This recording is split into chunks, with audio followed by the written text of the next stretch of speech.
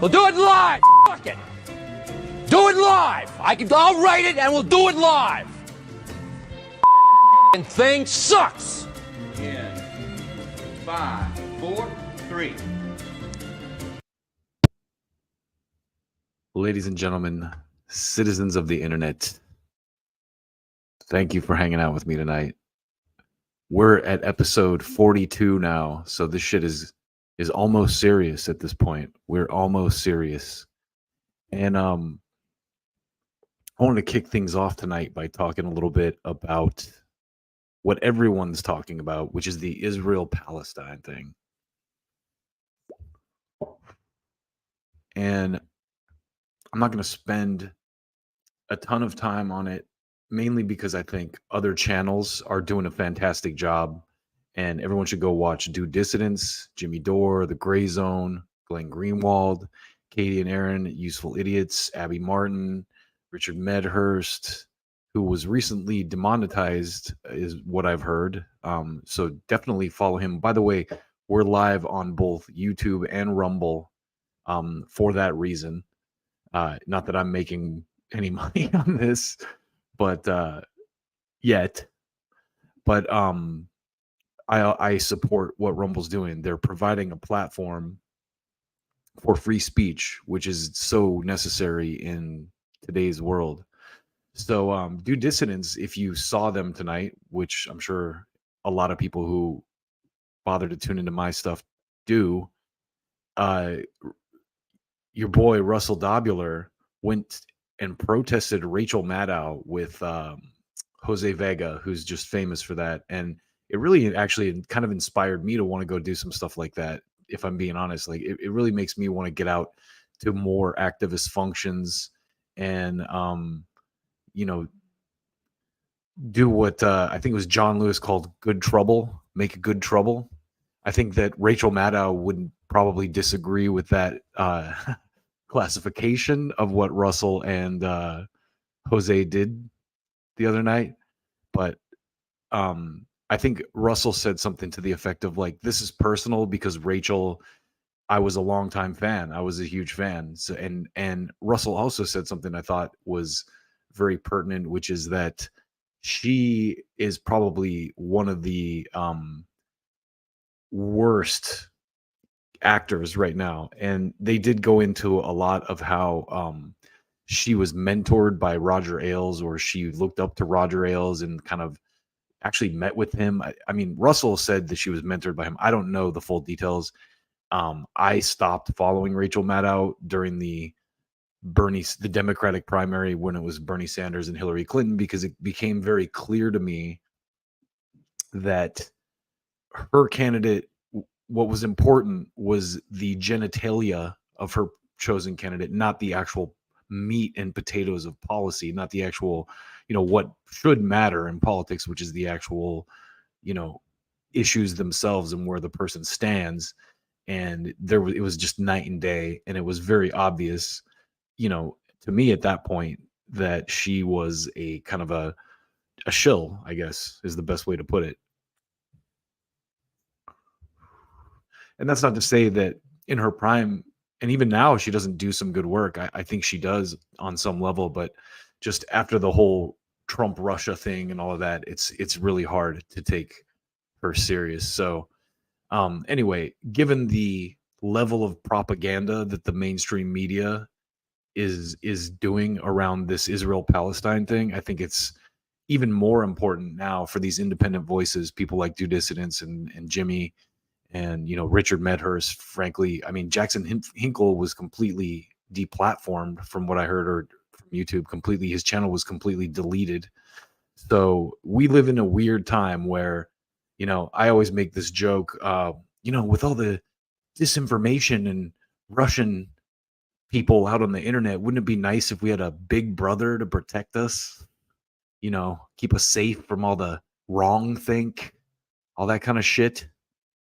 Anyway, speaking of corrupt bullshit, Russell Brand did this really great piece recently about corruption in Congress. And I'm gonna all of I forgot that this shit auto plays when you add it to the stage, but but I'm getting better. At least in the last episode, my mic was on the entire time. So shout out and props to Indie News Network and Indie Left Media for, being nice enough to nudge me on that.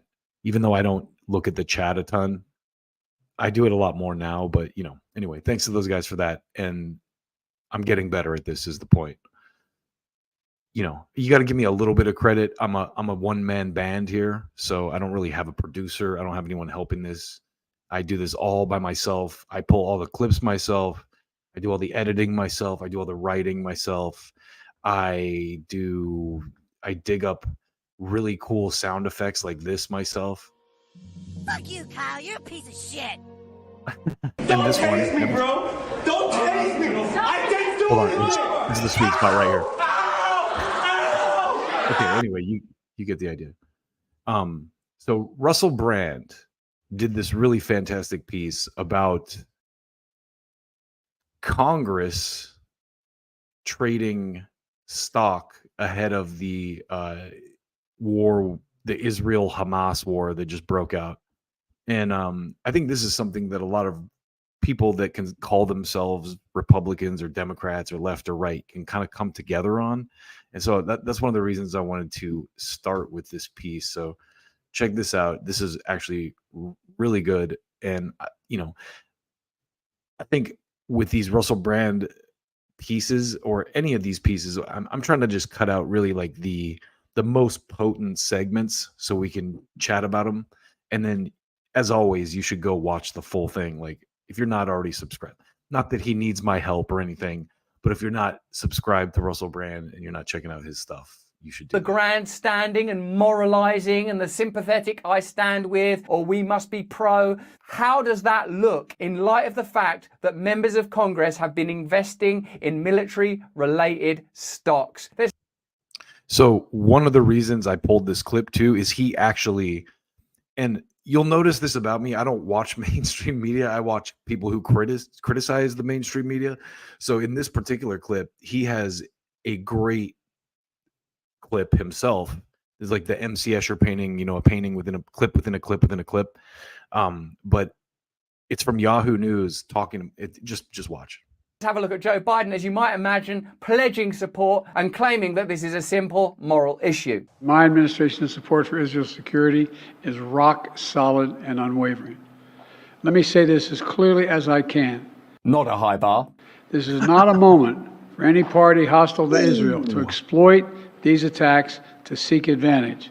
Or perhaps you could argue anyone to exploit these attacks from any angle. Surely, with all of the complexities that must be considered in this long historic matter, you wouldn't expect it to be reduced to an exercise in profiteering, particularly not by people that are making decisions with regard to the military aspect of this encounter, would you? Well, you probably would if you have access to independent media, because you will be well informed about the machinations of government, and in spite of its rhetoric, what its priorities always remain. Will you ever believe again that they are morally guided? Let's get into this. As tensions escalate between Israel and the Hamas group, it has been revealed US congressional leaders have been making some strategic investment moves into military-related stocks. That's pretty astonishing, isn't it? I'm so shocked, to consider that when most of us are thinking, where do you find a unifying truth in this complex and horrific matter, that there are people in Congress paid for by you, elected to serve you.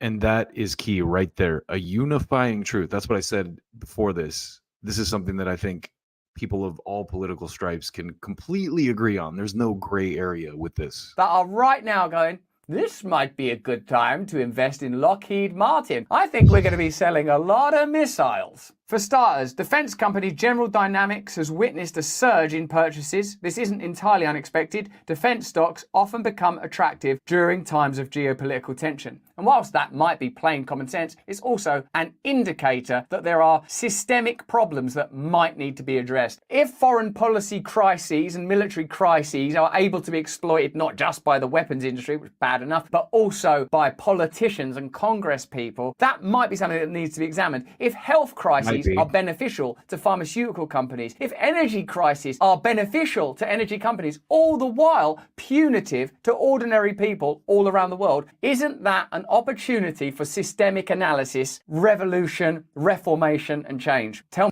But how can we take this guy seriously knowing that he's a rapist? I mean, am I right? me which one in the chat and the comments. However, what's even more intriguing is the sectoral split between Republicans and Democrats. A substantial number of Republicans have shown a keen interest in the energy sector. Heavyweights like ExxonMobil, Devon Energy, and Chevron are clearly the favorites. On the So other that's the side real of the aisle, divide, what they Democrats seem to be invest in. playing the long game, focusing on the cybersecurity sector with acquisitions in firms like Fortinet, according to insights by @UnusualWales on X. There are so many complex issues, it's churlish and rude, I think, to reduce this long, historical, painful, agonizing conflict into platitudes or tribalism. There are enough people that will do that. Perhaps we could focus together on the things that we can uniformly agree are wrong. And I would say people in Congress buying stocks exploitatively is wrong and could be banned. But who would ever vote for such a thing? Who would ever propose such a legislation? Usually what happens at times like this is because there's a unified public opinion, they push through a bill to invest more in defense and then maybe tack on an idea like, and we'll also invest in more weapons for Ukraine as well. That's also happening. Major defense stocks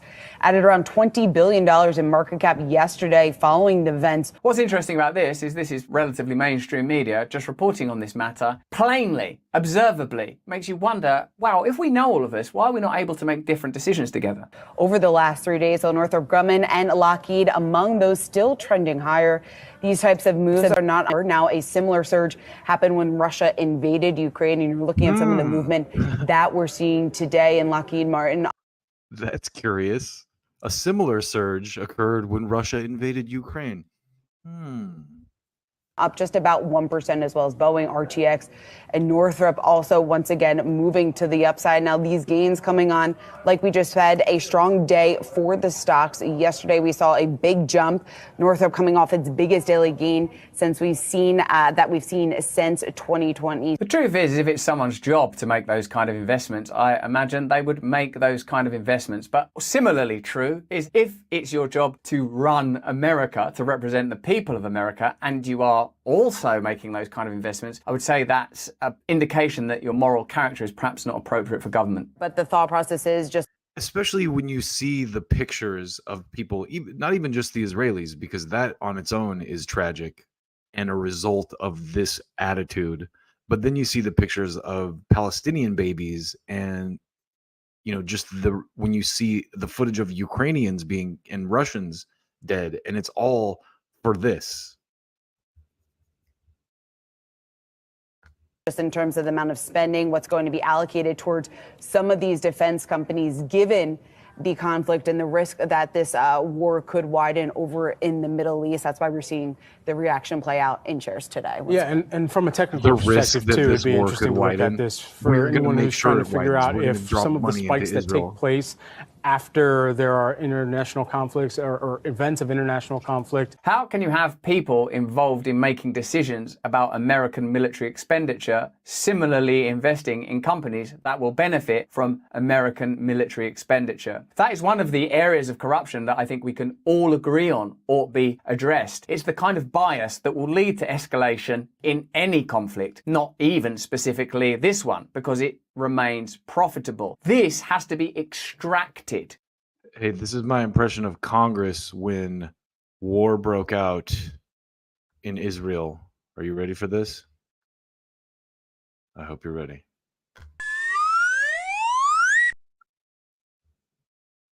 This problem has to be closed down. Firstly and foremostly, it should be illegal to trade in stocks and shares in industries that you regulate or in any matter in which you possibly have influence. That's just common sense, isn't it? Then perhaps it will be easier to have conversations around solutions and peace. Complex though those conversations remain in the geopolitical climate that we are currently in, whether that's the Russia-Ukraine conflict or this current escalating situation in the Middle East. So, Russell, of course, making some very good points there about the direct conflict of interest we have and really kind of laying out what fuels the war machine there. All of these situations, well, the Israel-Palestine thing is a whole other animal. There's a whole history of stuff there. But again, a lot of the brutalization is enabled by us. And same thing with the Ukraine, where we could stop this real easily by just not funding it. You know, we're the ones providing the weapons. And it's not even that we're just funding it. You saw the stock prices. We're enabling it completely because we're the ones who make the weapons. So, you know, this is a kind of a really disgusting cycle that I don't really know how we can get out of. But, you know, where do we go from here with this? Both parties are feeding at the trough, and I don't even know, you know, where to start. You know, the Republicans are obviously hawkish on China, and most of them are hawkish on Israel, but they're not hawkish on Ukraine. So it's almost like this whole Israel thing kind of exposed that, you know, people like Matt Gaetz, for example, sentiment with Ukraine is somewhat kind of fake, because if he's really consistently holds an anti-war viewpoint, or a viewpoint that, hey, you know, the military industrial complex is out of control, he would see that same thread in the Israel conflict, but he doesn't. And none of them do, really, with the exception of a couple. I mean, honestly, I don't think anyone on the Republican side that I've seen has any criticism, but let me know if I'm missing something on that, because I just haven't seen it. I do a lot of research, but I don't see everything. So anyway, we're gonna move on to everyone's favorite subject. Well, actually, something that is you know, also disgusting in its own right. And I'm going to set this up by just saying, you know, I used to think that conservative people were complete nut jobs when they would talk about pedophilia rings and sex slaves. And recently, I'm kind of starting to question that. I got to be honest. And what I'm about to show you, let me just prepare you for this, first of all, because it shook me when I saw it. And I got to be honest here. I always kind of believed that Woody Allen was being crucified by Mia Farrow for, you know, running off with their adopted daughter. And I mean, the age difference is huge. But I always kind of thought, you know what, you know, it was Bill Maher who said, well, look, they've been together for like 30 years now or something. So it was real love, even though there's a huge age difference. And people in Europe don't give a shit, as we'll get into a little bit here. But this clip, oh, wow. I mean, it really fucked me up. So prepare yourself, because this is insane. Vinny brought a video out. Vinny, if you want to even read the story with Woody Allen, I think it's on page 8. Take the lead on that. I'm pretty sure Woody knows something and go from there. Yeah, okay. So the Wall Street Journal published an analysis of recently released documents that provided the details of Jeffrey Epstein contacts with high-profile individuals from 2008 with the guilty pleas to soliciting and procuring a minor for prostitution, all right? They included thousands of pages of emails, schedules from 2013 to 2017, which show the nature of the frequency of these Epstein's contacts with an array of powerful people. They included Lawrence Summers, a former Treasury Secretary and one-time Harvard University president, who met with Epstein and Harvard after Harvard decided it would no longer accept his donations, and Woody Allen, Oscar-winning movie director who attended dozens of dinners with his wife, Suni, who's his adopted daughter, and he's 87. Mm-hmm. She's 87, and he's 87, she's 52. So like almost a 40-year. Yeah, it's disgusting. And at Epstein's mansion, and invited Epstein to film screenings. Other figures include billionaire venture capitalist and LinkedIn co-founder Reid Hoffman, former Israeli Prime Minister Ehud Barak, and Leon Black, billionaire co-founder of private equity giant Apollo Global Management. So yesterday I was doing research for having you on, what I was and just about. Reading up, and then I saw a clip of Mia Farrow, who was, she adopted her, and Suni Previn and her daughter Dylan Farrow was molested. Molested, and when you're doing this type of research, I came up to clip of the 90s of a leaked, like a tapped I audio. haven't listened to it, but I've heard of it. So, and I showed it to Pat yesterday. I got emotional in this prep meeting because it's Mia Farrow and Woody Allen's on the phone, and she's telling. Disturbing. It's I'm gonna get emotional right now. She's crying, mind you. This is her adopted daughter, and describing what the rape and the abuse that he did to a 7-year-old girl. And Pat heard this and he was in shock. We had to hear it twice.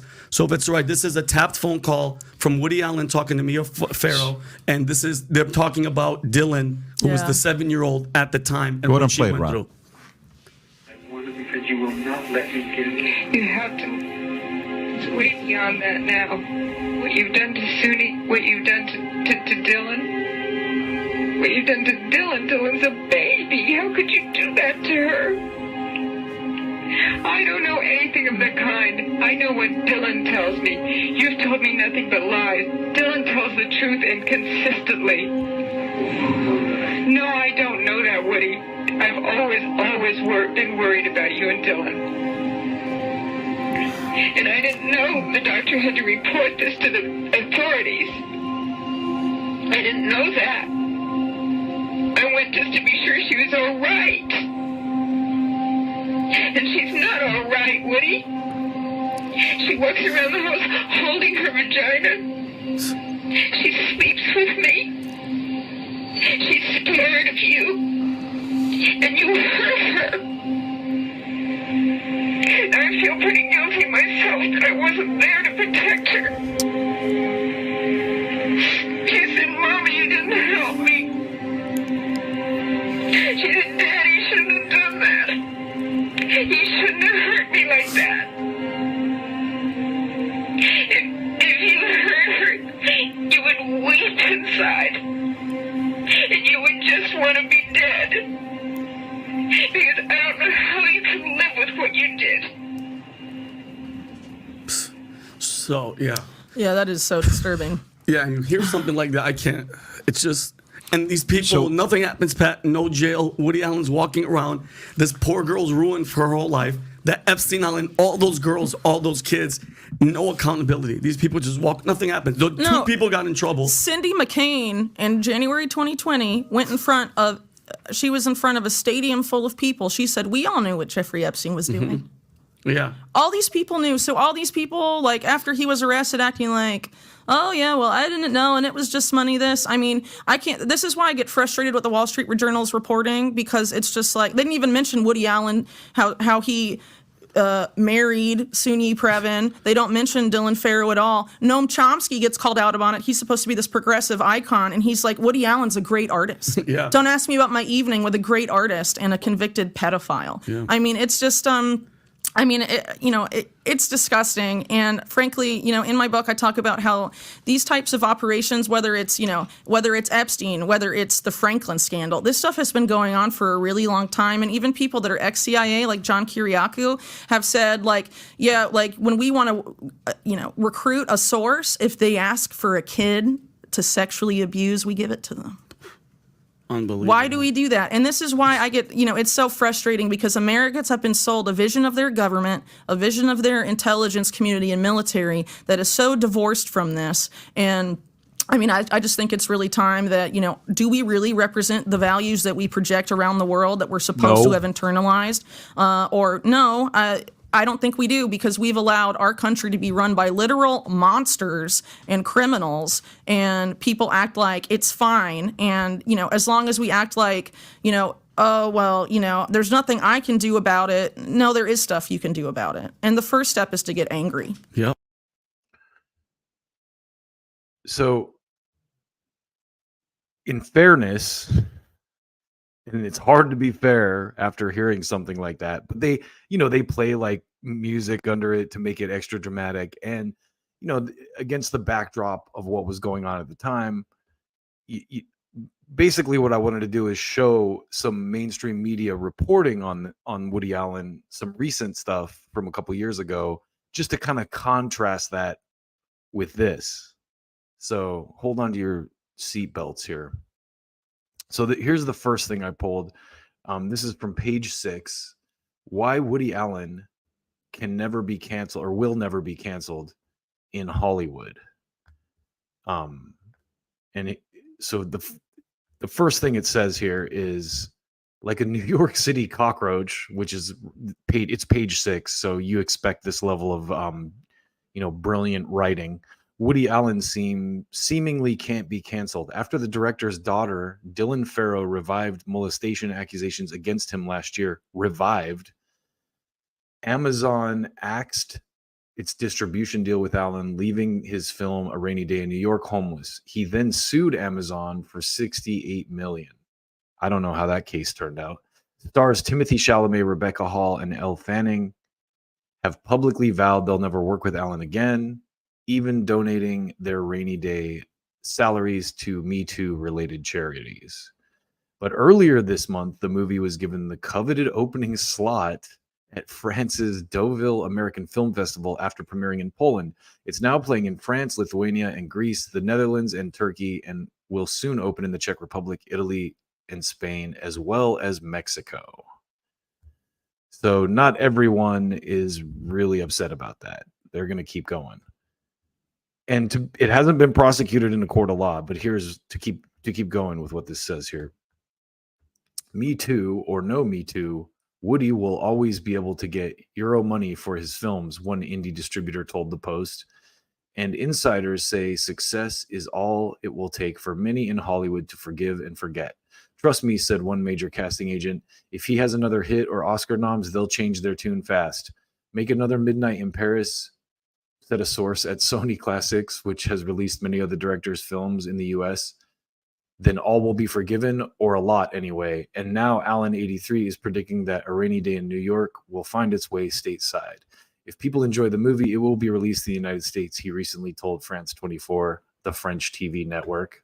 So I didn't pull the whole article there. You can go read it if you want. But this next one is from E! Entertainment Television. And I thought this one was interesting because this is Soon Yi's story. And I mean, if you know much about how grooming works, I'm sure that she could have been fed this stuff. And so I'm not, commenting on the veracity of it or anything. But listen to this. So 5 things we learned from Soon Yi Previn's bombshell interview about Woody Allen, Mia Farrow, and more. Isn't this great? So here's the first piece of this article for you. I'll give you a better view here. So, I said I was getting good at this. Maybe I lied a little bit. Soon Yi Previn, the wife of Woody Allen and adopted daughter of actress Mia Farrow and Andre Previn, has broken her silence about scandals and rumors surrounding her family. In a lengthy New York Magazine profile, Soon Yi addresses her upbringing and tenuous relationship with her mom. I really can't come up with a pleasant memory, she told Daphne Merkin of New York. Soon Yi initially met Mia Farrow, the director and actress, Soon Yi met Allen via Farrow. The director and actress were in a relationship when Soon Yi was younger. Later on, Soon Yi and Allen's subsequent relationship caused an even bigger wedge between Soon Yi and her mother, especially after Farrow discovered nude photos of Soon Yi in Allen's home. I'm a pariah, he said in the interview. So this is interesting, because the way that they set this up. Later on, Soon Yi and Allen's subsequent relationship, the director and actress were in a relationship when Soon Yi was younger. It doesn't say that she was their adopted daughter. Okay. Throughout the profile, Soon Yi spoke carefully about Farrow, portraying her in a rather unflattering light. Soon Yi asserted that her relationship with Allen was not revenge against her mom, who raised her in what she described as an abusive environment. I was never interested in writing Mommy Dearest, getting even with Mia. None of that, she told the magazine. The profile of Soon Yi is filled with blunt commentary and took a look at her past and present. These are 5 of the big revelations from the article, and I only took one because the rest of them were kind of gamey, but this is the one I took. I'll read it for you real quick. She hated Woody Allen when she first met him. It wasn't love at first sight for the couple who has been married for over 20 years now. Rather, Soon Yi resented him from the get-go. It took years and basketball games for them to finally grow closer. Allen and Soon Yi met when she was 10, and he was dating Farrow. I hated him because he was with my mother, and I didn't understand why anyone could be with such a nasty, mean person. I thought he must be the same way, she said. Wow, that's interesting. Her revulsion from him grew even more when he suggested to her mom that she see a shrink for her shyness. Apparently, that still occasionally comes across in their current interactions. Alan described her, "You always look at me as if you're going to come at me from behind a closet with a knife." That is Alan described her, "You always look at me as if you're going to come at me from behind a closet with a knife." That's interesting. Their relationship flourished slowly when she began accompanying him to New York Knicks basketball games as a way to break her introverted nature. So that is, do they even realize what they're telling us here? Like, he took her to basketball games to impress her when she was a little girl. But the way that they frame this is their relationship flourished slowly when she began like he, he negged her like, "Oh, you're too shy. Let me help you be not shy." It then morphed into something more sexual when she was a college freshman. And even if there was something sexual before that, they're not going to tell you. Cue that timing with Dylan's accusations against her father. So now what they're kind of saying, and this is one of the reasons I pulled this one in particular, is that Dylan's accusations were a result of him hooking up with Soon Yi. So, like, almost like a weaponized accusation. And it's interesting how the press kind of picks and chooses which of these accusations they'll honor. Like Soon Yi, oh yeah, like Woody Allen's totally cool about it. But Tara Reid, I mean, she's a liar. Soon Yi said it only became a relationship really when we were thrown together because of the molestation charge. I don't know if I believe that. I gotta admit, I do not know if I believe that. But I wanted to show both sides of the story just to be fair, because that's a heavy level. That's a heavy claim to make. And that's supposedly from a tapped phone call. So it's hard to believe that that was just made up. But I do know that Mia Farrow is a dramatic actress. And, if you know anything about her, you know how she is. So it's also not hard to believe that maybe there's some, I don't know. It's a mess either way. I've never, thankfully, been a Woody Allen fan, so I'm not on the fence. I will never watch a Woody Allen movie. And I really don't care if he's a genius or not. Like, if any of that is true. I mean, the Soon Yi thing on its own, like I said, initially I kind of excused it based on what Bill Maher had said. Hey, look, they've been together for 20 years, so it must be real love. And I don't know though. That's a little too big of a difference. I don't know. I mean, what, she's 50 now and he's 80, so maybe it doesn't matter. But anymore, I mean, but then there's that line about how she looks at him like she's about to come at him from behind a closet with a knife, and that's interesting. That's a very telling section of the article as well. So, anyway, let's move to the next story. And this is a good one. It's your boy, Donald Trump. So I happened to catch the YouTube algorithm fed me a Trump clip from Forbes, and I ended up kind of watching some of this. It's like, I think it's from a rally in Connecticut. And I gotta say, well, I don't gotta say much, but here's what I will say. When you watch Trump talk without the lens of the mainstream press, kind of putting its viewpoint on what he's saying, you can kind of understand why he's so beloved. Because throughout this thing, he's like calling out people by name and recognize, that's a beautiful man. You got a beautiful wife, and he kind of like makes people part of it, and gives them these shout outs and stuff. And then he just has these funny little asides on some of these comments. And, you know, I gotta admit that someone in the comments was like, because I said, this is why I love Trump on one of the earlier streams. And then I said, yeah, the enemy of my enemy is my friend kind of thing. But I got to admit, you know, the more that I listen to the guy talk, the more I'm kind of like, yeah, I kind of understand where people are coming from with their Trump love, because he's, especially given all the stuff that's gone on the last couple of years under Biden, because not a fucking thing has changed other than the tone of the press. So it's a little bit difficult to take people's complaints about Trump seriously. But let's start with this clip about him talking about how Biden has a new nickname. He's like a roast comic. 812 will give it to you. That's where they are. The typical family has lost over $7,400 in annual income with Crooked Joe in the White House. Think of that. You know, I changed the name from Sleepy Joe to Crooked Joe because I thought it was actually even more accurate. They're both very accurate, but even more accurate. And I took it off Hillary because I don't like using the same name for two people. You know, we have plenty of words that we can use, right? But I took it away from Hillary because she's no longer relevant. Ooh. Even though she's still complaining about the election, Russia, it was Russia. No, it wasn't Russia.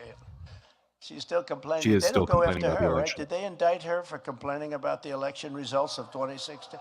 Is Hillary indicted for that? No? Oh, that's strange, because I got indicted for that. It's strange. Gee, you think there's a little double standard out there? And I was right. They did cheat. She was wrong. She was really wrong. But no, we took it away. We called her now Beautiful Hillary because she's Beautiful a beautiful Hillary. woman. And we wanted to use Crooked for Joe Biden. So she actually went out that night and she celebrated. That was a great night, great day for her where we took that name off. Under President Trump, real family income increased over $6,000 a year. In New Hampshire alone, 6,000. Okay. You picked up 7,000. So the thing you gotta love about Trump too is everything he did is always the best, the biggest, the greatest, and it's just it's funny because it's so obviously not the truth. But when you mix that into all the other stuff he's doing in these rallies and these speeches, it's kind of endearing. To losing much more, close to 8,000. That's a big difference. But perhaps no Biden attack on the people of the state has been worse than the socialist calamity known as the Green New Deal, the Green New Hoax, I call it, which has struck New Hampshire with among the highest energy, electricity, and heating costs anywhere in the nation. Is almost that true? Anywhere in the world. You know, you pay the highest energy cost. You ought to speak to your governor about that, by the way. You pay the highest energy costs. Now I see why Kanye likes him too, because he's all over the place. Anywhere in the country, you know that, right? And there's no reason for it. It's bad government, and you should have to speak to locals also, but you shouldn't be paying that. You are the number one in the whole nation. It's ridiculous. Right now, countless New Hampshire families are getting ready to heat your homes this winter with the cost of residential fuel oil up 74%. To almost $5 a gallon. Congratulations, that's very nice. When I left office, we had it all the way down to $1.99 a gallon. See, I don't know if I believe that's true. Maybe? I didn't fact check. Yeah, we did a great job. Remember, I said, drill, baby, drill. Just keep drilling. And we got it so low that they were going to all go out of business. We had to say, slow down a little bit. I had them drilling. They were going to drill themselves right out of business. It was going so low, remember? You actually had a couple of days where it was down to $1.47 for gasoline for the car, and we had to get it up a little. I hated to do that to you, but you know they were putting each other out of business. But we had them drilling. We filled up the National Reserve, strategic reserves, and then Biden took it to keep your gasoline prices artificially low, and now it's at the lowest level. Did you know that, Carolyn? It's at the lowest level in history. There's almost nothing there. And that was meant for war. Now, who could imagine a war? So in this next clip is great because he says something about how windmills are killing whales. And I saw a lot of people talking about this like, oh, he's so stupid. He's so stupid. Watch this. terminate Joe Biden's delusional power plant regulations. These are just crazy things that too lengthy to explain. This gets better, by the way. Just insane things that they want to do to destroy our country, which are forcing hundreds of power plants to shut down with nothing to replace them. It's a massive gift to communist China and various other places. It's just a big gift. They want to close down power plants that have 50 to 100 years of life left. And, you know, China is building a power plant every week, all coal. They only use coal. They like coal because it's very inexpensive. They don't use clean coal. They can use clean coal. You know, they have things called clean coal now and natural gas and lots of great things that have tremendous Clean power. coal. Germany, you know, decided to go green. And they were going to go green. They're going to go out of business. And they've now started to build coal-fired plants all over the place. So they've gone from one extreme to the other. So listen to this bit about wind, because this is what I want to talk about. And it has power and obviously gas, natural gas. It's very clean, but we don't do that. We use things that we can't get. You know, the windmills are subsidized heavily by the government, and they cost a lot. This I did not know. If you have one near your house is worthless because you can't sell it. Between the noise and the look, you can't sell it. And it's probably the most expensive energy you can have. It's tremendously expensive. And then you have to rebuild them every 10 years. You know, they don't just keep growing. You got to they get ripped to pieces. And then they kill all the whales, right? They kill all the whales out there. And then they say that for boat manufacturers, the boat can't go more than 2 miles an hour because we don't want to hurt the whales, even though there's only been one recorded incident of that in 50 years. But all the time now, we see whales washing up on shore because of the wind, those big wind turbines they're building out in the ocean that are unbelievably expensive. In fact, so expensive that even with subsidies, these companies are all canceling out because it doesn't work. So the whales will be very happy about that. Will they? Will they? Let's find out. So I did kind of go into the weeds on this one a little bit, and I want to share some stuff with you here. I actually signed up for a Bloomberg account. So I did my work on this one. So check this out. So this is the headline: Endangered whales at risk from offshore wind, U.S. scientist warns. Previously undisclosed memo outlines perils to right whales. Wind farms proposed near feeding grounds off Massachusetts. Interesting. Now this is from Bloomberg. Remember that. And let's see when this came out. When did this article actually come out? November 29th, 2022. So let's keep reading. Planned wind projects off the New England coast threaten to harm the region's dwindling population of endangered right whales, according to a U.S. government marine scientist. The warning from a top national oceanic and atmospheric administration official obtained by Bloomberg under a Freedom of Information Act request underscores the potential legal and environmental perils of offshore wind development along the coast. President Joe Biden has a goal of deploying 30 gigawatts of offshore wind within the decade. Is that because he has friends in the wind industry, or because it's really going to help? I think we know the answer to this. To keep going. Both initial construction of wind projects and decades of expected operation threaten to imperil right whales in southern New England waters, Sean Hayes, chief of the Protected Species Branch of NOAA's National Northeast Fisheries Science Center, said in a May 13th letter to Interior Department officials. The department is weighing at least 10 proposals to install wind turbines in shallow Atlantic waters, projects key to fulfilling Biden's 2030 goal. Additional noise, vessel traffic, and habitat modifications due to offshore wind development will likely cause added stress that could result in additional population consequences to a species that is already experiencing rapid decline, Hayes said in his letter. There are fewer than 350 North Atlantic right whales left, down from a high of 478 in 2011. The endangered marine mammals are already chronically stressed by limited food entanglements, vessel strikes, and noise. So that's a guy that works for NOAA saying that. And I think this is so telling, and it's such a Democrat thing these days, where they act like they're doing something great on the surface, but then when you dig past the surface, you find that it's just a handout to some bullshit, and it doesn't really have any positive effects, or it causes some side effect problem like this. And a lot of people said Trump was a dipshit for, it's misinformation. So I want to show you this. Let me go to this this other view real quick to show you this. So check this out. When I Googled this, I had to go DuckDuckGo for this. But this is what happens when you Google whales killed by windmills. There is no evidence to support speculation that noise resulting from wind developments related site characterization surveys could potentially cause mortality of whales, and no specific links between a recent large whale mortalities and current ongoing surveys, it says. So this is a fact check from Euronews.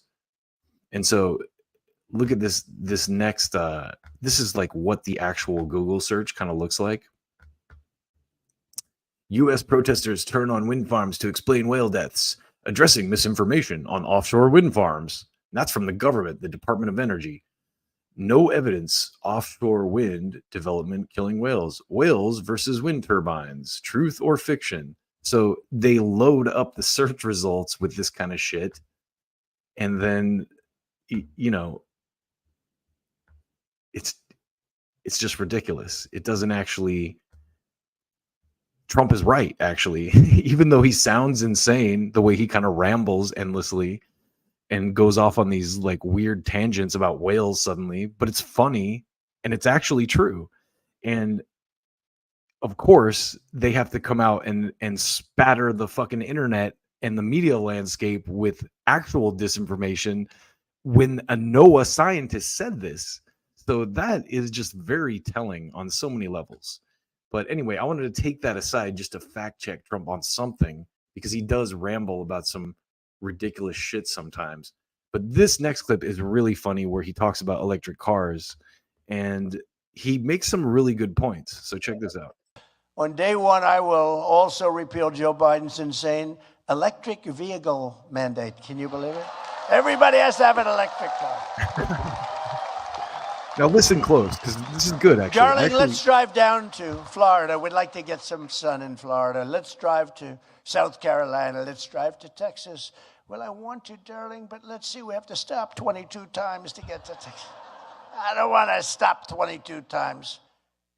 They say the happiest person in the world is when you get that first 10 minutes boost. You know, you get your car charged and you're in the car, but after 10 minutes, you get very paranoid because you're looking for a new charging station.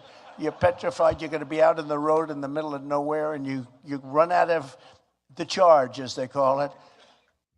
So I'm going to comment on this because I've actually been driving an electric vehicle recently, and I have to say, it's a nice car. It's badass.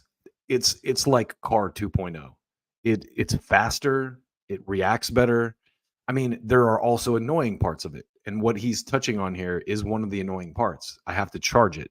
And sometimes when I go to a charging station, all the chargers are taken or the chargers are broken. They're not, the software is being updated. It's a problem. But I like the trend towards these types of vehicles because they're fucking awesome. And, you know, obviously it's still, like he said earlier about the coal power plants, it still relies, the charge still relies on coal power plants, on the electric grid to charge it. So maybe we should invest in the electric grid and make it better and make it more efficient so that these cars can proliferate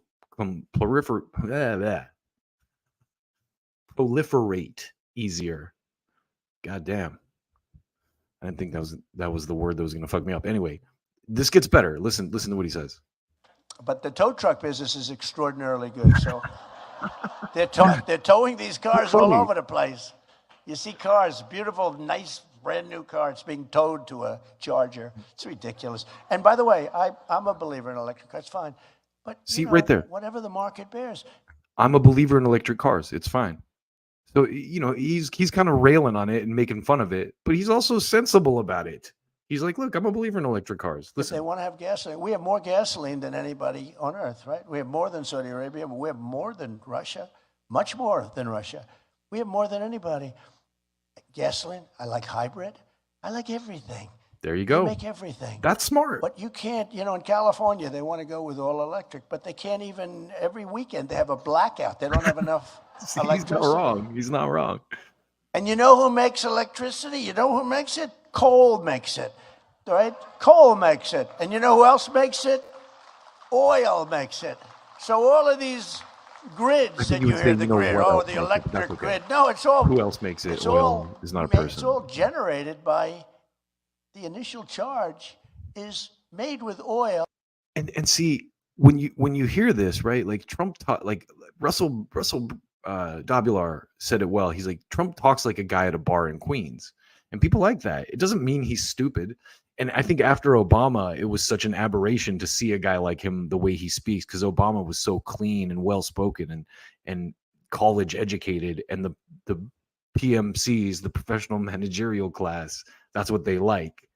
This guy talks to the working class in a way that, you know, doesn't make them feel like deplorables.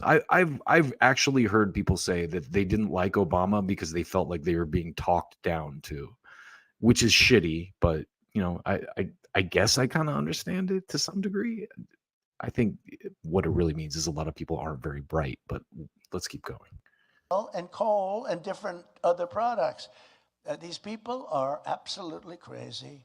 Under a Trump administration, gasoline-powered engines will be allowed, but child sexual mutilation will be banned, if that's okay. And this is funny. This is an applause line, of course, for the people that the Democrats hate the most, the religious right, the crazy. But he's got to rally those people too.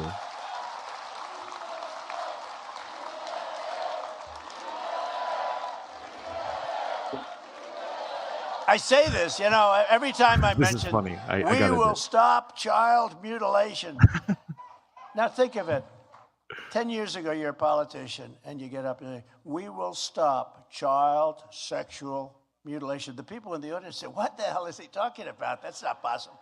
It's very possible that they mutilate. I mean, what they do to your children without your approval, with nothing. These people, they're crazy. But to think I have to say that, or to think I have to say, we will ban men from participating in women's sports. Have you seen the weightlifting records?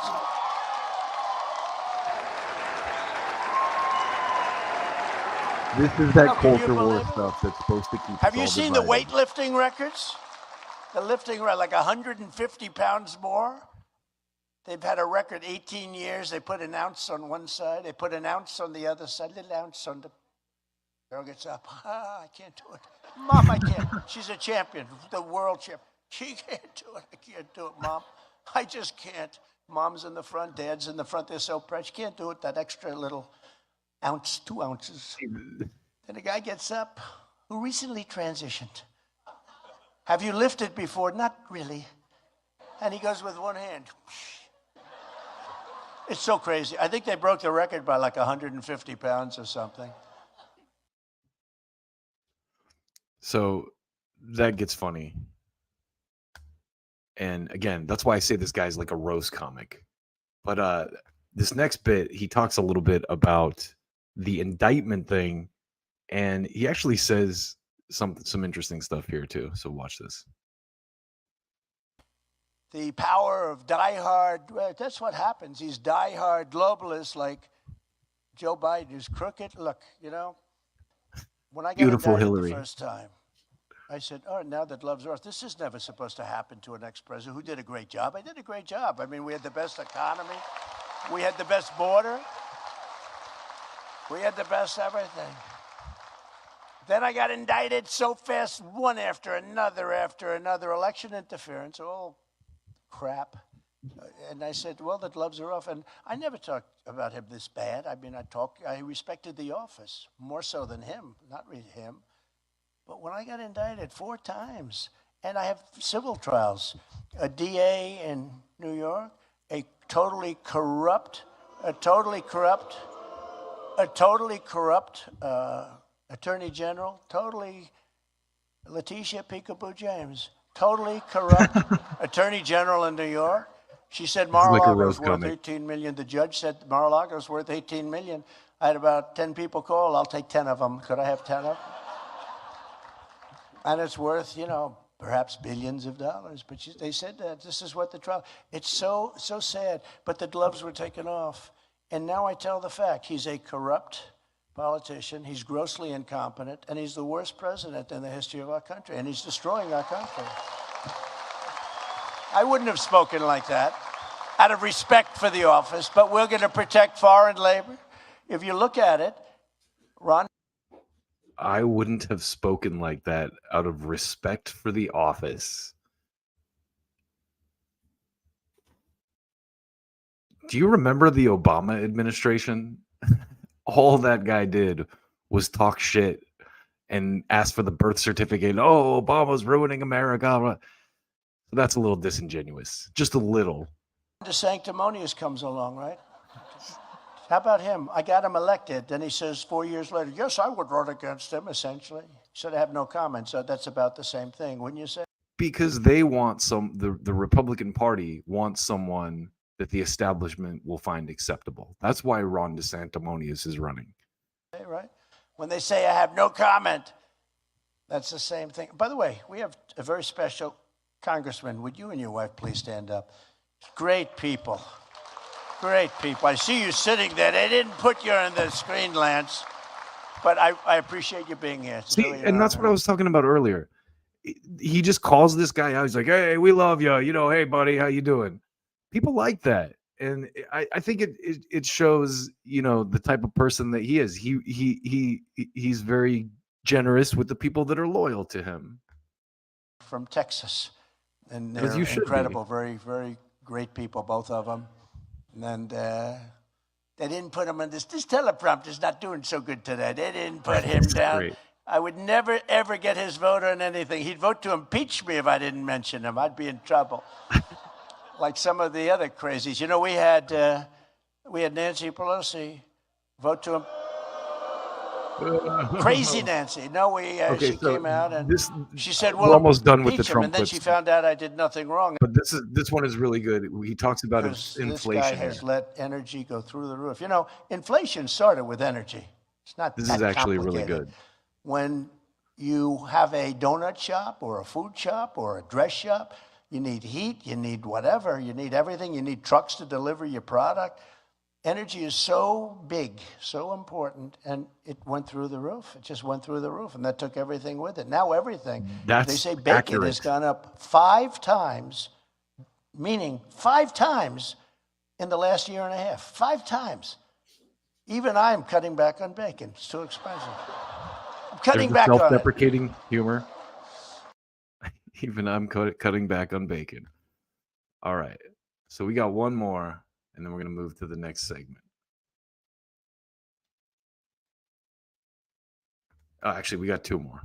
This is actually a good one, too, where he roasts Biden a little more. We will once again protect American jobs, American workers, American wages, American borders, and we're going to protect most of them. Protect American jobs. That right there is why Trump won in the Rust Belt. That's why he beat Hillary Clinton. And the dipshits on MSNBC do not get that. They do not get it. Importantly, American families, because American families are being hit very hard. They've never had anything like this. The inflation. There it is. You know, inflation is called a country buster. It busts countries. You look at Germany from many years ago. You look at anywhere inflation comes. It doesn't have to be now. It could be 200 years ago. Where they had inflation, they had broken countries. And we're very close to a broken country. We're also very close to a country that's going to be in a third world war because we have an incompetent president. He has no clue. And this isn't a war with army tanks going back and forth. This is a war with weapons, the likes of which nobody can even imagine how bad they are. This is obliteration, and Obama has plenty to do with it. Obama has plenty to do with it. I call him Biden's boss, but he has plenty to do with it. Very, very, very serious. We are in very, very grave danger of having a World War III. And this will be a war. This will be a war of obliteration. This will not be a war with, I say, army tanks going back and forth shooting. Who else is talking like this right now in the presidential race? Who else? Maybe RFK a little bit, but no one that's serious. At each other. This is the real deal. And we have a man that he can't even walk off a stage. He walks off a stage. This is great. He finishes a speech. He looks, oh, well, he can't find. He has no idea. You know, there's always a stair there, a stair here. You could even walk off the front, jump or something, do something. He usually walks to the back into a wall. Yeah, there's a wall there. He walks right into a wall. Can't walk off the stage, can't put two sentences together, and yet he's negotiating with President Xi of China, who, when I say he's very smart, the press, look at, that's a lot of press back there. That's a lot. So for him to negotiate with President Xi of China is like my high school football team playing the, let's see, what's a good team nowadays? Philadelphia's good. So, you know, they change a little bit. I used to say New England. I used to say the Patriots. I'd love to be able to say the Patriots. He's a great guy, great coach, but they're having a little hard time. But what's going on with the Patriots? But he's a great coach. And he'll figure it out somehow. He's going to figure it out. But that was not a good game last night, was it? Huh? No, without Tom But Brady. it's like playing a professional team. It's ridiculous for him to be negotiating with these people. These people, I got to know them all. They're at the top of their game. They're at the top of their game. And we have somebody that 30 years ago wasn't at the top of any game. He wasn't 30 years ago. Never was. He was a glad hand. That's all he was, is a glad hand. And Ted Kennedy told me that, a friend of mine. Can you believe he was a friend of mine? But he was, for certain reasons. As president, I stood up to China like no administration has ever done before, bringing in hundreds of billions of dollars, pouring into our... I think the first part of that is accurate. I don't know about the numbers, but I don't think he's telling any lies there on the China thing. Treasury, and took it right out of China. I even got the... And the for entertainment purposes only conspiracy theorists to me would say maybe there are people taking Chinese money that don't want him back in office. That was a conspiracy theory for entertainment purposes only, by the way. Farmers of and you plenty of people in here, but I got the farmers $28 billion from China. Who the hell else is going to do that? My people told me, please, sir, don't do that. Don't do that. I don't like you, sir. You sound so arrogant. Because I went to Iowa, Nebraska, different places, and I'd say, we're going to win you. We're going to win your state so big, farm states. We're going to win Wisconsin. I did so much for him. So the rest of that clip is just him bragging about all the stuff that he did for farmers, which, again, some of this stuff you need like a fact check behind just to look at the numbers and see if what he's saying is accurate. But it's Trump's bravado. It's his braggadocio. That's how he is. And I think most people are just like, yeah, Trump, you're the best. We know, they're kind of just laughing along with him. So the last Trump clip I have for you tonight is about the Ukraine war. So, and I think Trump has a good take on the Ukraine war. So listen to what he says. The biggest tax decrease, tax cuts. Of course, it was the biggest ever. In the history of our country, bigger than the Reagan cuts by a lot. Everything he does is the biggest and best. Cut them even still further, and also reduce debt. We were going to sell our oil and gas to Europe at good prices, but they were good. Instead, they did Nord Stream 2 with Russia, and I stopped it. It was totally dead. And then they blew it up. Came along and he approved it. Then he says, you are very, very nice to Russia. No. Putin used to say, they always say you're so nice. You are the worst thing that ever happened to us. But I got along with them. But you are the worst thing. Think of it. I stopped Nord Stream 2. That's the biggest thing they've ever done. I stopped. Just as a side note, when I watch Trump talk at length, I understand why people like John Favreau, who wrote speeches for Obama, hate him, because he just rambles. that was dead, and then Biden approved it. So you tell me who's a little tougher on just that one thing alone, sanctions, everything else. And they would have never gone into Ukraine, that I can tell you, not even a little chance. Of course not. And you know, for two reasons, just while we're on this, for two reasons. Number one is I said, you can't go in, you can't go in. What I will do is so bad. No, you won't. Yes, I will. What I will do, I told him, is so bad. It's so bad. I don't want to do it. He goes, no way. I said, way. And he didn't believe me, but he believed me 10%. He believed me. Do you think Trump told Putin he would have him assassinated like he did that Soleimani guy? I mean, I'm not saying that's okay, but it would be a good bargaining chip. Mr. Senator, he believed me 10%. That's all we needed. That's all we needed. 10% is enough. And there was never any movement. I mean, you know, we proved that for 4 years. There was no thought of that. And the other reason he wouldn't have gone in, because we had oil at $40 a barrel. At $40 a barrel, he doesn't have the money to do the war. And he wouldn't have been able to. Now, this is a point to pay attention to. And now it's $100 and going higher.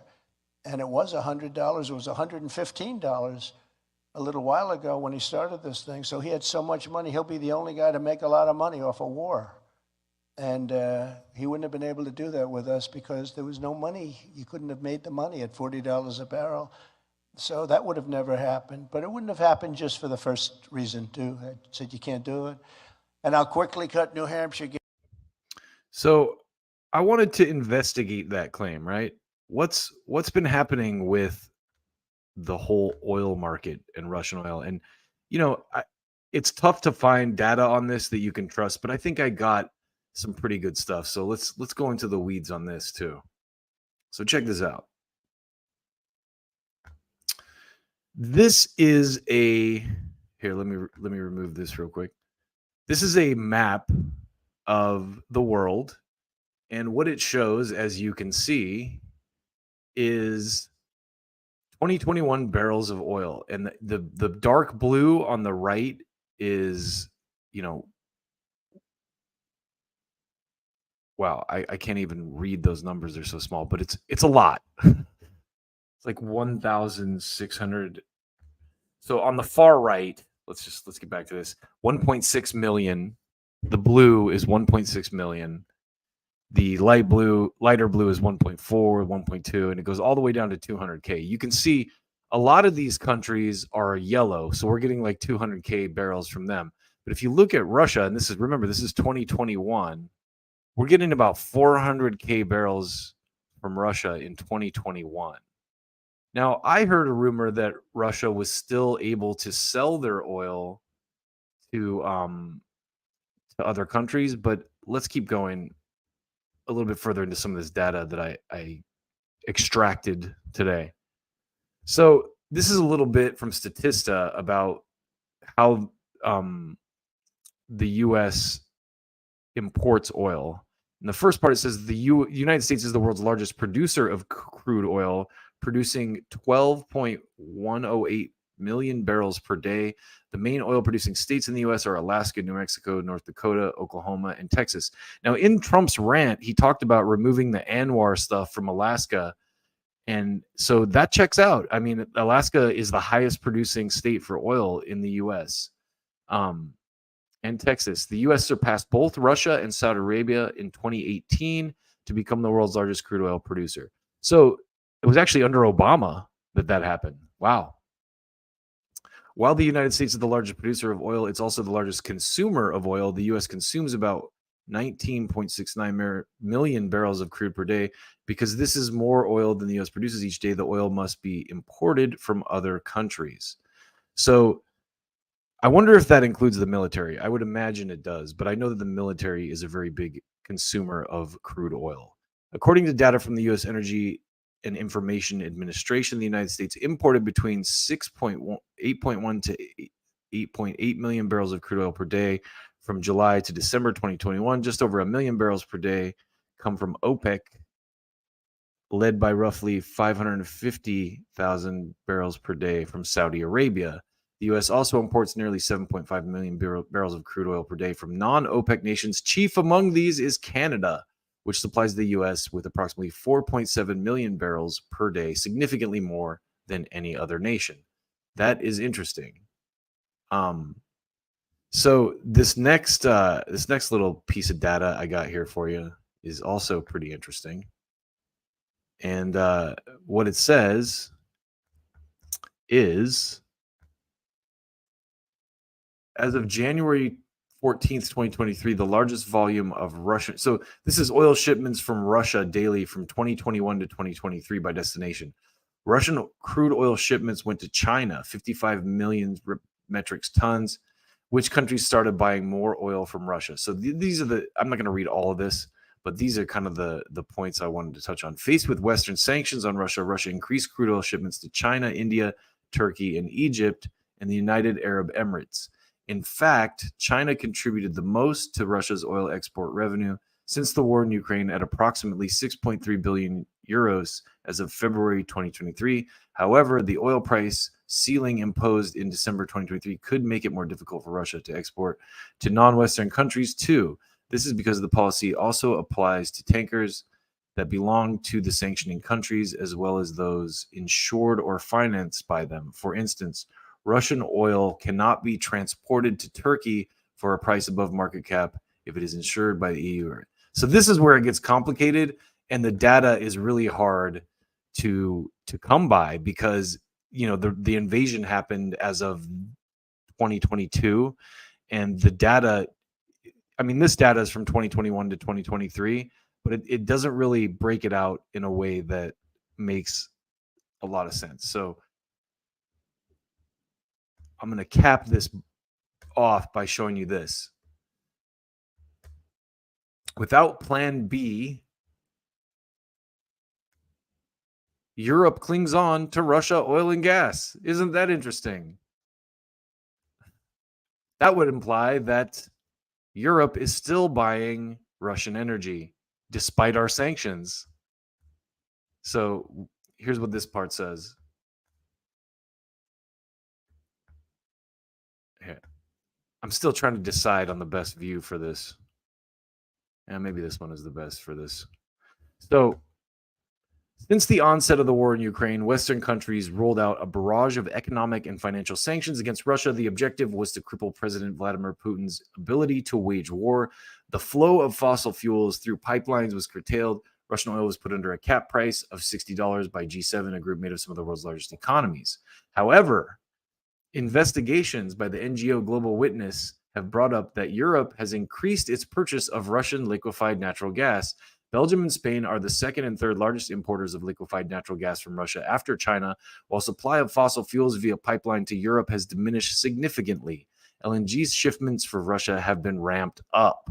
Between January and July 2023, the EU bought 52% of Russia's exports, compared to 49% in 2022 and 39% in 2021. That's what our war in Ukraine is getting for us. That's what the war is getting for us. It's making Russia rich. Trump, it was not wrong about that.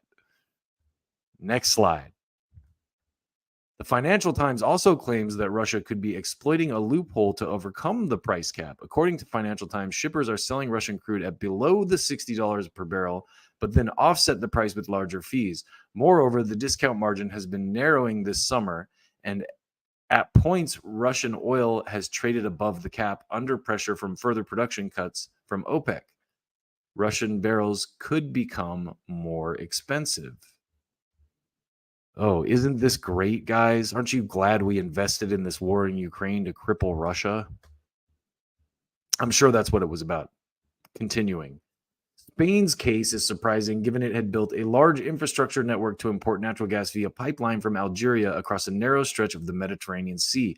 Political relations soured in the last few years and trade consequently suffered. It now relies on LNG shipments from more expensive producers given they are further away and lack pipelines which are more cost efficient. In 2021, before Russia's invasion of Ukraine, Algeria accounted for 47% of natural gas imports. 20% alone came through the Maghreb-Europe pipeline. The next suppliers, such as Russia and the US, made much smaller contributions. Now Spain is buying up 18% of Russian LNG exports, according to Global Witness data from KPLER.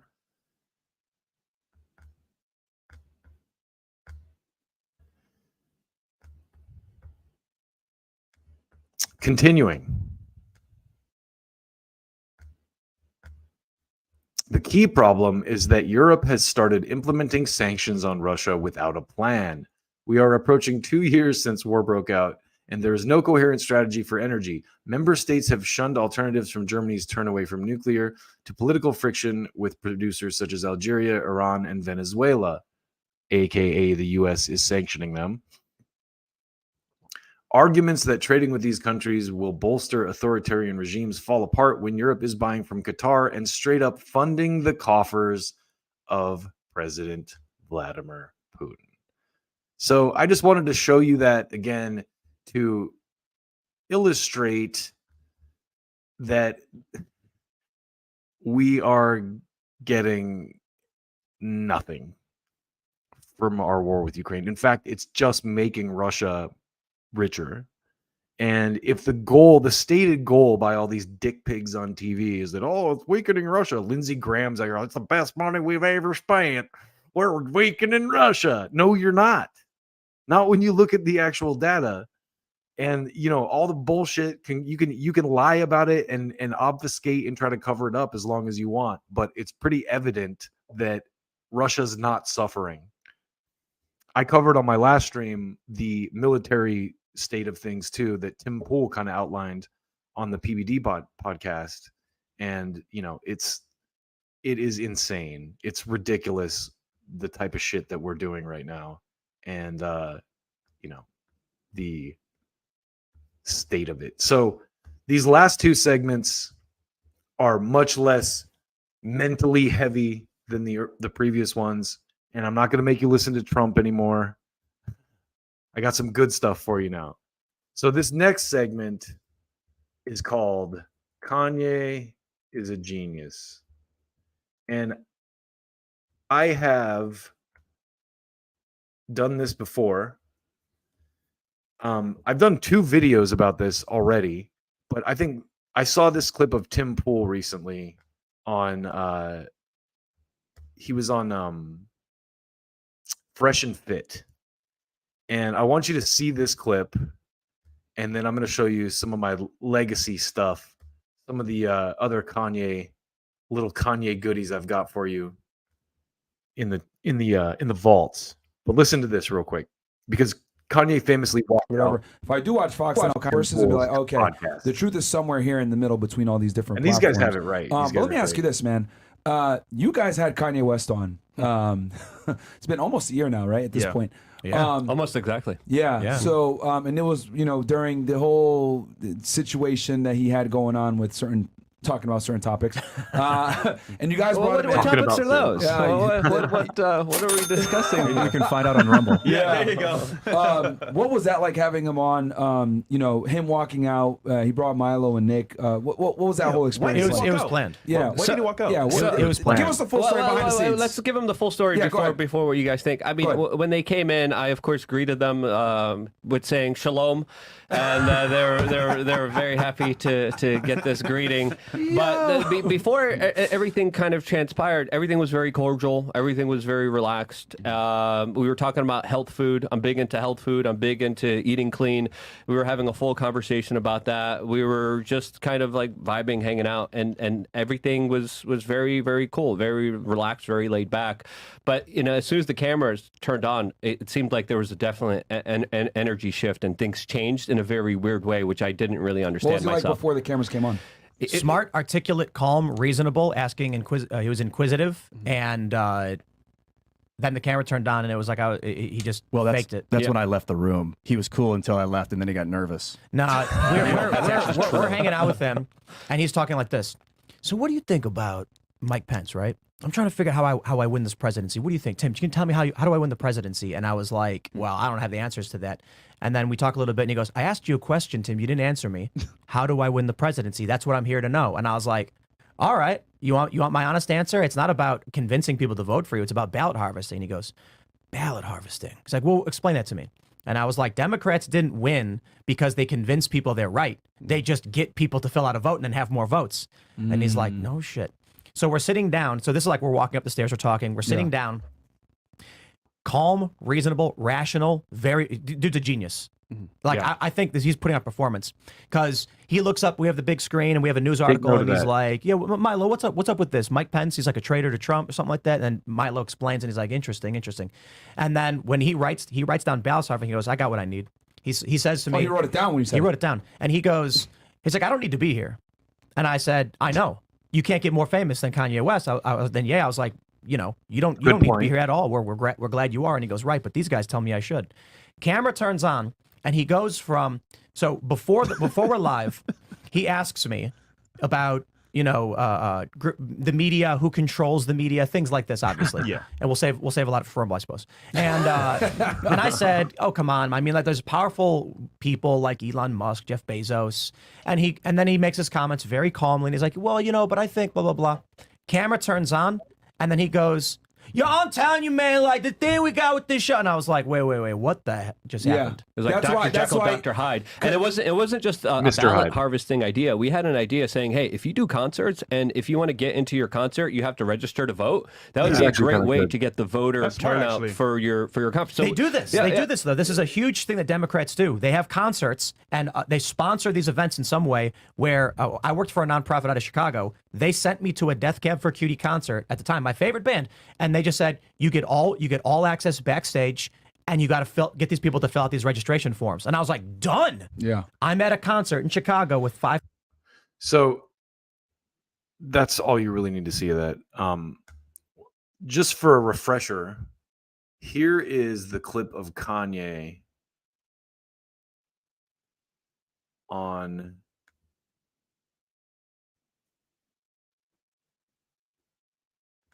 Tim Pool, just to show you what actually happened.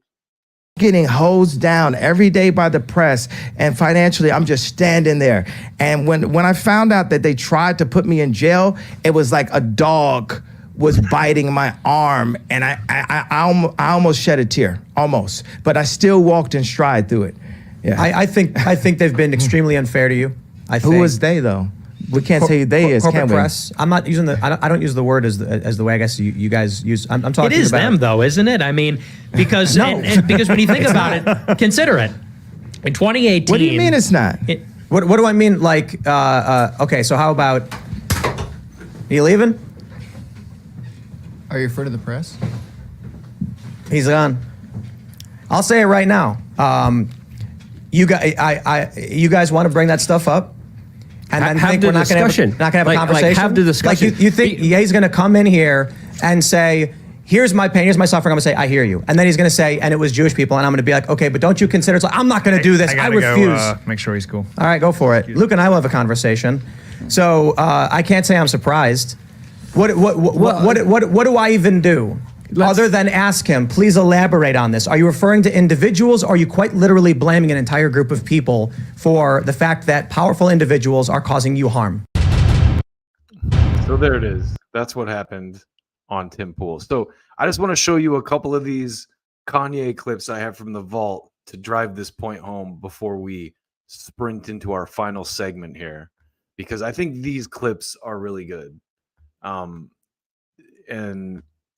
it kind of drives home the point that Tim was making, that Kanye is a lot smarter than people give him credit for. So watch this one first. Rapper and clothing designer Kanye West is saying he's done with corporate America. Hey, Ashley, what is his problem? Yeah.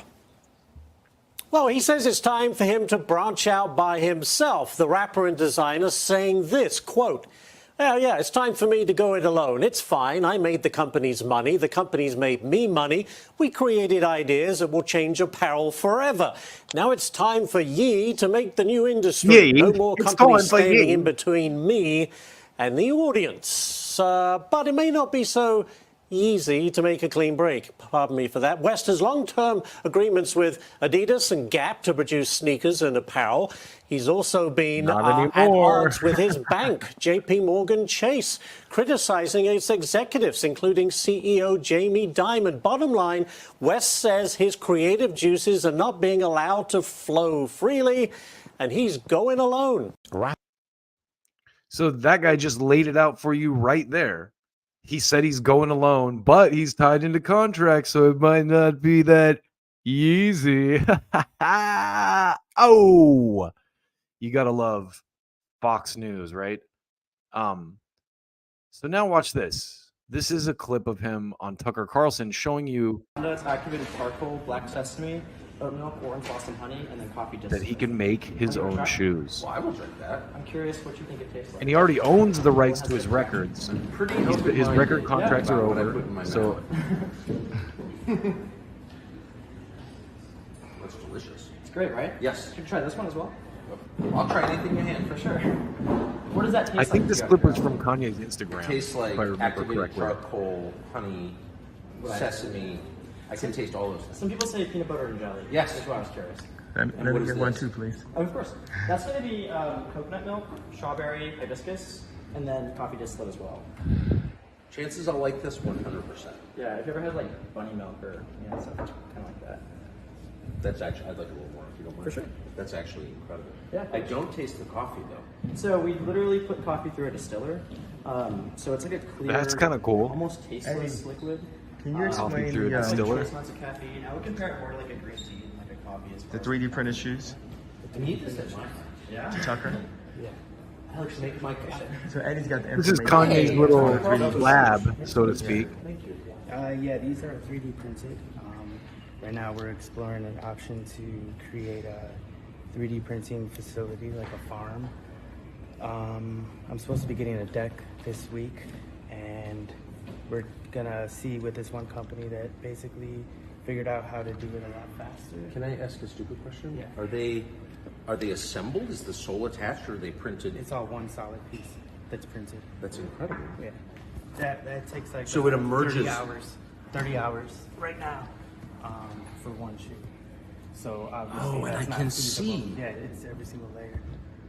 So right now it's not that feasible for production, but we're trying to basically speed up the tech that's available to make this more. So he doesn't need Adidas to manufacture shoes for him anymore. No labor costs at that point. I mean, there will be labor. There's machines. You gotta get the resources. And what is it made out of? So this exact blend, I'm not 100% sure. We actually had this rushed and done perfectly in time for his fashion show. Well, it's durable. That's for sure. Oh yeah, yeah. This was worn for the show too. That's so cool. Are they comfortable? Yeah, you can feel it. Oh yeah. We try them on if you want to try them. What size is that? You want to try it? Try it on. 46 or something. So this is Tucker Carlson trying on Kanye West's I'm an older man, so I'm gonna hold 3D printed boots. That's awesome, actually. You might want to pair those for Maine. Huh? Yes, I wear boots hunting. I wore them yesterday. That are kind of like this, but they're 3D printed. What's on the inside? What is that? That's from the printing. The sole is really, the cushion inside is crazy. It's going to change the game because you can adjust how hard and how cushioned whatever specific part is. Yeah. So every design every single design will probably have to have its own little tweak formula. Wow, I got it. So there you have it. And now, just for fun, let's play a couple of my favorite Kanye clips. In light of what's been going on recently in the world, this one is a great one. Watch this. Alex. Yes, sir. I've got the perfect answer for the ADL. They are going to have to listen up. What we did is we brought Netanyahu with us. I mean, I'm in the twilight zone right now. Netanyahu, what do you have to say? What do you have to say to Alex Jones right now, Nick Fuentes and Ye? It was bad. It was bad for Trump to meet with Nick and Ye. Okay. I had no idea your voice is going to sound like that, Netanyahu. So you don't like Benjamin Netanyahu? I just heard about this guy 2 weeks ago since like the tweet, and I thought he had a funny name. I heard he's like really into he's like a super killer and I could die for saying this. So in case this the last time you ever hear from me. Well, look. I'm glad you guys are here. I'm glad you guys are here. It's just comedy all the way through. And last but not least, this is my absolute favorite clip of all time. Okay, maybe not that, but it's good. Very racial policies. The ADL is played out. Nobody knows who the ADL are. Stop giving them attention. Nobody cares about the ADL. ADL, shut up. Well, they run all the censorship and everything. They don't run anything. They're played out. We run the streets. Well, I'm singling out the ADL. So we don't know who they are. No one in high school knew what the word anti-Semitic was until Ye made it popular. No, I hear you. It's definitely a tiger by the tail. Nick, you want to comment here? I hear you. It's definitely a tiger by the tail. My Alex Jones impression is getting really good. So anyway, Kanye is a lot smarter than people give him credit for. I will stand by that claim. And Tim Pool just laid it down for you. So we're going to close out tonight with a clip of Dave Chappelle. And I put this at the end specifically because, well, let's just say that I think I altered the clip enough to avoid having my stream shut down for copyright violations. But, you know, if it gets shut off, you're going to have to watch the rest on Rumble if you're on YouTube. But this last piece that I'm going to show here is your boy, Dave Chappelle. And he did this monologue, and it kind of ties all this together, the Trump and the Kanye stuff. And I think this is, most people have probably heard it by now, but I heard Russell Dobular talking about it the other day. He even said, I think it was on Jimmy Dore, he said Dave Chappelle was his write-in pick for president, which I 1,000% agree with, especially when you hear this, if you haven't heard it. So here it goes. This is Dave Chappelle. It's a recent SNL monologue on Trump. Thank you very much for being here. But before I start tonight, I just wanted to read a brief statement that I prepared. I denounce anti-Semitism in all its forms. And I stand with my friends in the Jewish community. And that, Kanye, is how you buy yourself some time.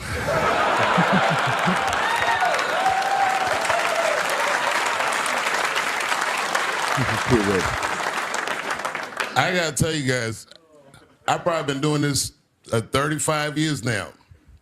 And early in my career, I learned that there are two words in the English language that you should never say together in sequence. And those words are the and Jews. Never heard someone do good after they said that.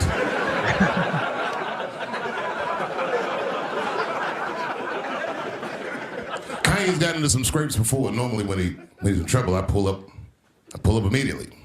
But this time I was like, you know what? Let me see what's gonna happen first. I just want to see where this is all going. Can't even remember how it started. Vaguely, I remember it started with a tweet, strange tweet. It was like, I'm feeling a little sleepy. I'm gonna give me some rest, but when I wake up, I'm gonna go DEFCON 3 on the Jews. And then he just went to bed. I was up all night worried. What is he gonna do to the Jews? I think it was Tim Pool who said maybe he was referring to his agents.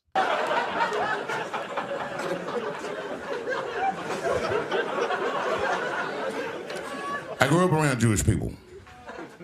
I have a lot of Jewish friends. So I'm not freaked out by your culture. I know a little bit about it just from hanging around. I'd be like, yo, let's go out after school tomorrow. They'd be like, we can't go out. It's Shana Na tomorrow. I'd be like, where?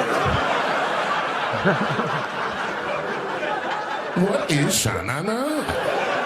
I had so many questions. Why do some of your people dress like Run DMC?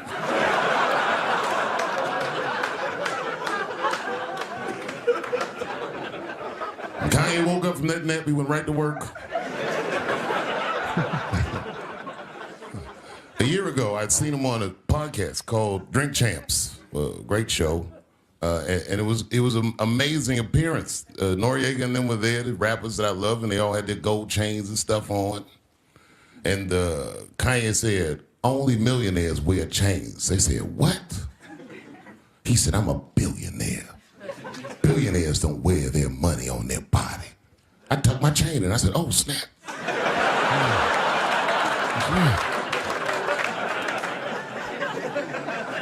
It was a good appearance. It was fun and funny.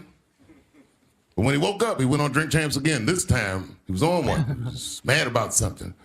He said, I can say anti-Semitic things, and Adidas can't drop me. Now. This is why I think he did this on purpose, to get out of his contracts with Adidas and, yeah. What? Adidas dropped that nigga immediately.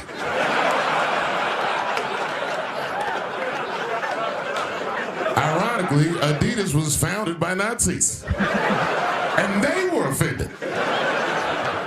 I guess the student surpassed the teacher.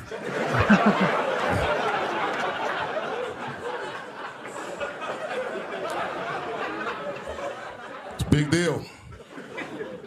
He had broken the show business rules. There's just a rule. You know, the rules of perception. If they're black, then it's a gang. If they're Italian, it's a mob. But if they're Jewish, it's a coincidence, and you should never speak about it.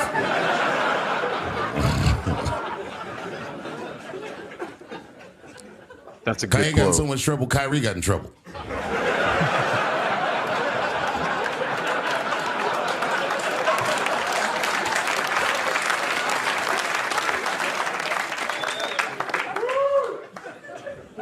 Kyrie Irving posted a link to a movie that he had seen on Amazon. No caption on the post or nothing like that. But apparently this movie had some, I don't know, anti-Semitic tropes or something. And it was some weird title, like From Hebrew to Negro or something. And the NBA told me he should apologize, and he was slow to apologize. And then the list of demands to get back in their good graces got longer and longer, and this is where, you know, I draw the line. I know that Jewish people have been through terrible things all over the world, but you can't blame that on black Americans. You just can't. You know what I mean? Thanks for the one person that said that. A fair punishment would be he should just post a link to Schindler's List and y'all write your own captions.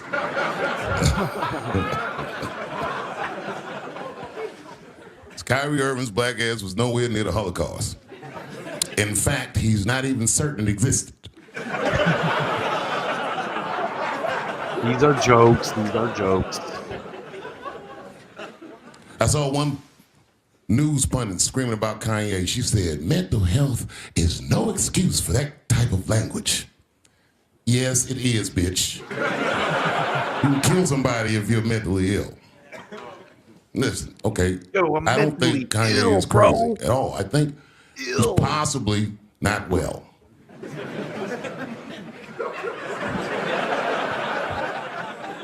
Well, I've been to Hollywood. I don't want y'all to get mad at me. Kanye's next album is going to be called License to Mentally Ill. I'm just telling you, I've been to Hollywood. This was just what I saw. It's a lot of Jews. Like a lot. But that doesn't mean anything. You know what I mean? There's a lot of black people in Ferguson, Missouri. Doesn't mean we run the place.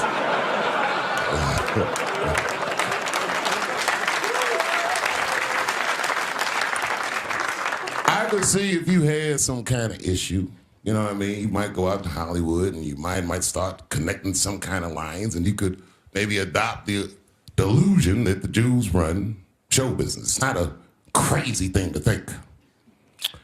But it's a crazy thing to say out loud in a climate like this.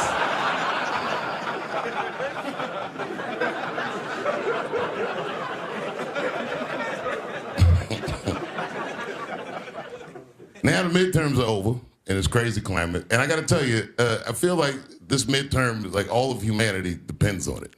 And it's an ominous sign. The most ominous sign of the midterms, I believe, would be Herschel Walker, who I don't want to speak badly of because he's black. This is funny, but kind of off the subject a little But bit. I have to admit, he's observably stupid.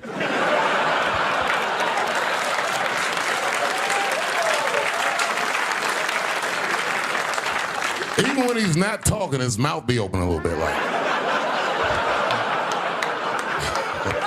He's the kind of guy that looks like he thinks before he makes a move on tic-tac-toe.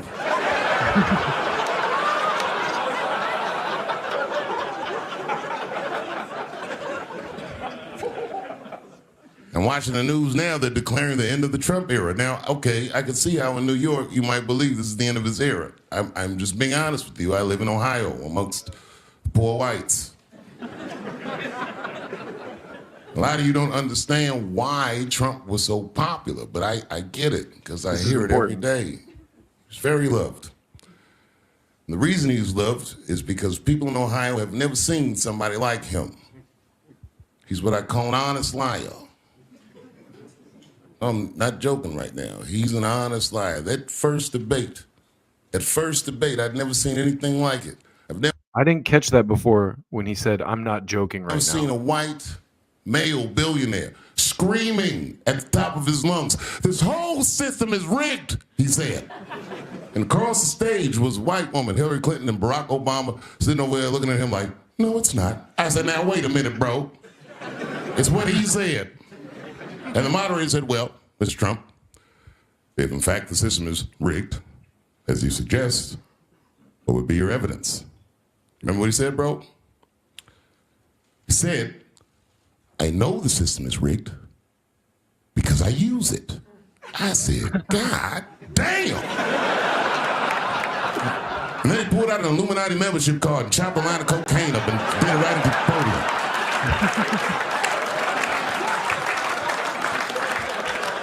No one had ever heard someone say something that true. And then Hillary Clinton tried to punch him in the taxes. She said, "This man doesn't pay his taxes." He shot right back. "That makes me smart."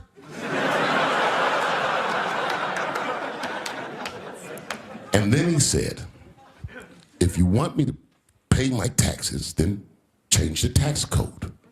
But I know you won't, because your friends and your donors enjoy the same tax breaks that I do." And with that, I remember this so well. My friends, a star was born. No one ever seen anything like that. No one had ever seen somebody come from inside of that house, outside, and tell all the commoners, "We are doing everything that you think we are doing." Inside of that house. They just went right back in the house and started playing the game again.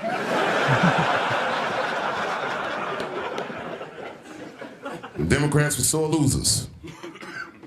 I'm a Democrat. I'm telling you, as soon as he won, they started saying all that he's colluding with Russia. He's colluding with Russia. It was very embarrassing as a Democrat. But as time went on, we all came to learn he was probably colluding with Russia. That's the one thing that he got wrong in this. The one thing, but it's funny.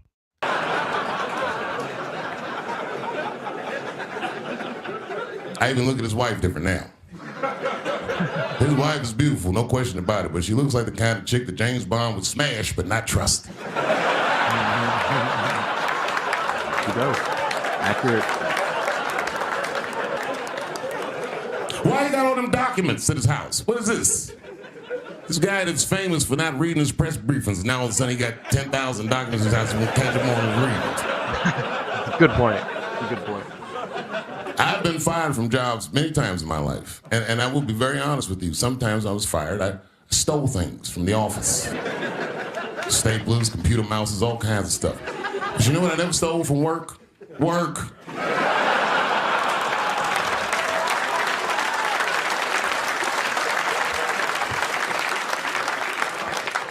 The war in Ukraine brought it all into focus. And lucky for everybody in the Western world, the Ukrainians are way better fighters than we thought they'd be. I mean, these He kind of got this part wrong, too. guys, God bless them, they're doing good. They killed 10,000 Russians the first week of the war. But to be fair to him, there's a lot of propaganda, and he's also kind of got to play nice because he's on a very popular mainstream television show. Even the Vietnamese were like, "God damn, those some good numbers." Vietnam is a good comparison to you. This is before they had weapons. Before we started sending them weapons, they was killing Russians with things you can find around the house. That whole country, Ukraine, See, Dave doesn't know that we've been sending them weapons since 2014. is littered with traps like Home Alone. They was stepping on rakes and touching hot doing out. Ah! Actually, maybe before that even. How is Russia losing to the Ukraine? That would be like America losing the war to Colorado. As we just discussed, they're not.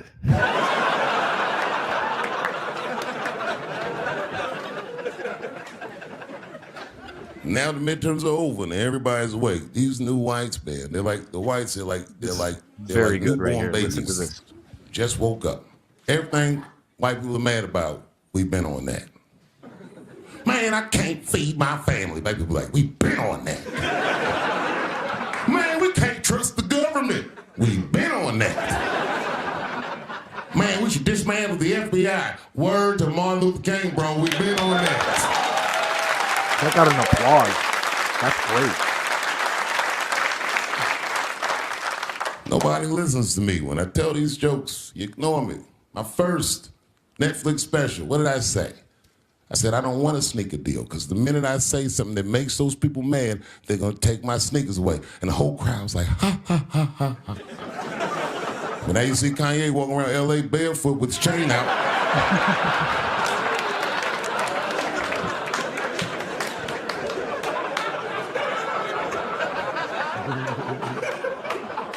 This guy lost $1.5 billion in a day. $1.5 billion in a day. I saw that. I said, put your chain on, nigga. Welcome back.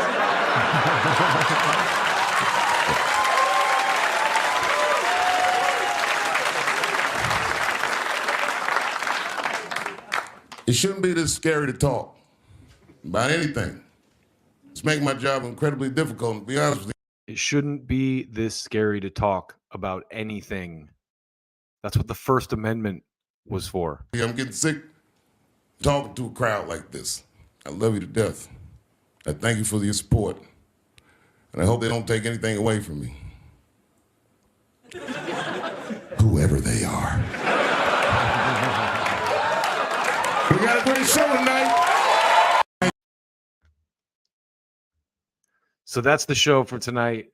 If you bothered to tune in, thank you so much. As I've said several times, I do this largely to keep myself from alienating my friends and family by ranting constantly about politics. So I appreciate you for tuning in and listening to me rant about politics. And it's a wild one out there. I mean, who's to say where we're going to be in a year from now? I started doing this at the beginning of this year. So again, thank you to all of y'all who've subscribed. It's not so I don't beg enough for subscribers. I need to do that more often. And it's not even begging. I mean, I give props to the people who do it and remind people, you know, I watch Katie Hopper like, you better like this, you better subscribe. And I think it's great. I think it's probably to my own detriment that I'm not doing that more, and I need to step it up. But like I said, I appreciate you. I love interacting with y'all in the comments. So if you have something to add or just want to talk shit about my hat or something, please do it. And we'll see you next time. Take good care of yourself, no matter what.